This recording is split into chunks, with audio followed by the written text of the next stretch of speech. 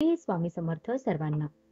तर आजचा विषय आहे की आपल्या पतीची प्रगती होत नसेल, घरात एक रुपयाही शिल्लक राहत नसेल, तर महिलांनी कोणता उपाय करावा?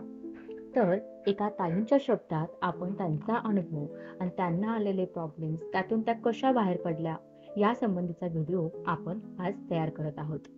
तर तो व्हिडिओ त्या स्वतः सांगणार आहेत. त्या स्वतः म्हणतात की माझ्या घरात काहीच उरलं नव्हतं, पण या उपायांनी माझं सगळं बदललं. तर नमस्कार, माझं नाव अश्विनी. आणि कारण माझ्यासारख्या हजारो महिला मला माहिती आहेत की ही गोष्ट अनुभवत आहेत, की ज्यांचं घर चालत नाही, त्यांच्या पतीच्या नशिबात सतत अपयश, पैसा टिकत नाही, घरात एखादं भांडं मोडते, मुलं सतत आजारी पडतात, पती दिवसभर बाहेर जातात, पण घरात एक रुपयाही शिल्लक राहत नाही.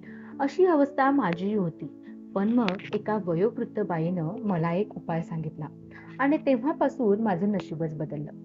तर कधी तुमच्याही घरात सुद्धा असं होतं का, की कोणतेही काम पती करत असतील तर त्याला यश मिळत नाही, तुमचं दुकान असेल तर ग्राहक येत नाहीत, नोकरीतले प्रयत्न फसतात, तुम्ही कितीही काटकसरीत घर चालवा तरी महिना अखेर उरलेलं काहीच उरत नाही आणि आजारपण, भांडणं, तणाव सतत घरात असतो. हे सगळं एकाच वेळी घडत असेल तर तुम्ही लक्षात घ्या की घरात धनाचा स्थायिक प्रवाह नाही. हा फक्त एक पैसा नाहीये, तर ती एक ऊर्जा आहे आणि ही ऊर्जा आपण ओढू शकतो, आकर्षित करू शकतो, फक्त आणि फक्त एका उपायाने. तर त्या वृद्ध महिलेनं मला एक गोष्ट सांगितली की ती म्हणाली, तू एक छोटीशी गोष्ट कर, 21 दिवस, आणि बघ तुझ्या घरात काय काय बदलते ते. ती गोष्ट होती शुक्रवारी लक्ष्मी मातेचं आवाहन. तर तिने सांगितलं की प्रत्येक शुक्रवारी सकाळी उठून घर साफ कर, स्वच्छ पाणी घेऊन दरवाजा पुढे श्री असं लिही आणि एक छोटीशी सुपारी किंवा नाणं देवी समोर ठेव आणि त्यावेळेस तू म्हण, हात जोड आणि लक्ष्मी देवीला म्हण की लक्ष्मी माते, माझ्या पतीच्या प्रगतीसाठी मी तुझं स्मरण करते, घरातला अंधार दूर कर. हे शब्द खूप साधे वाटतील, पण त्या शब्दात खूप श्रद्धा असेल आणि ते मंत्रासारखं काम नक्कीच करतील. तर आता हा जो उपाय आहे त्याची सविस्तर पद्धत मी तुम्हाला सांगते की शुक्रवारचं जे आपण लक्ष्मीचं व्रत करणार आहे ते कसं करणार आहे.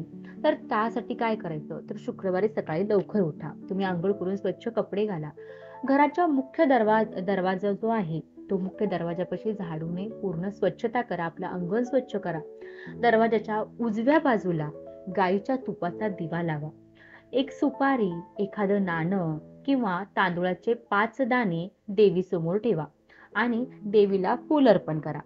मग उभं राहून डोळे बंद करायचे देवी समोर आणि ही प्रार्थना करा की हे लक्ष्मी माते, माझ्या पतीच्या नशिबात तू सोनं भर, माझ्या घरात सुख, शांती आणि पैसा यांचा वास होऊ दे. आणि ही प्रक्रिया 7 गुरुवारी सतत करा. शेवटी 8व्या गुरुवारी ती जी आपण वापरलेली सुपारी किंवा नाणं जे काय आहे ते तुम्ही देवळात दान करा. तर आता या उपायांनी माझ्या आयुष्यात काय बदललं, माझ्या घरात काय काय चेंजेस झाले, तर ते तुम्हाला मी सांगते. तर मी पहिला शुक्रवार केला, काहीच झालं नाही. दुसरा शुक्रवार आला, थोडा फरक मला जाणवला. 3 आठवड्यानंतर माझ्या पतीला एका जुन्या मित्राकडून एक नवीन संधी मिळाली आणि त्या दिवसापासून हळूहळू आमच्या आयुष्यात बदल होऊ लागले. मुलं जी आजारी सारखी सारखी पडत होती, मुलं आजारी पडणं बंद झालं, घरात एखादी शांतता वाटू लागली आणि महत्वाचं म्हणजे पैसा टिकायला लागला. तर मित्रांनो, आज हा व्हिडिओ बघत असताना तुमच्या मनात जर एक क्षणभर का होईना श्रद्धा निर्माण झाली असेल, तर फक्त एक गोष्ट लक्षात ठेवा की प्रत्येक स्त्रीच्या हातात शक्ती आहे. पतीचं भाग्य तिच्या मनोबलावर आणि तिच्या भक्तीवर ठरतं. हा उपाय तुम्ही अवश्य करा, नंतर तुम्हाला काही सांगायला लागणार नाही.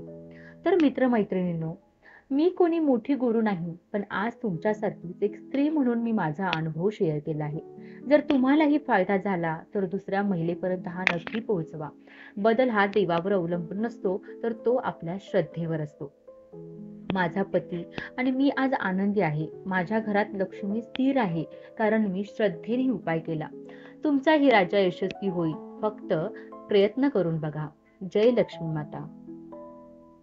जर हा व्हिडिओ आवडला असेल आणि उपयुक्त ठरला असेल तर व्हिडिओला एक लाईक करा आणि कमेंटमध्ये जय श्री लक्ष्मी माता लिहायला विसरू नका. तर व्हिडिओ शेवटपर्यंत पाहिल्याबद्दल धन्यवाद. श्री स्वामी समर्थ.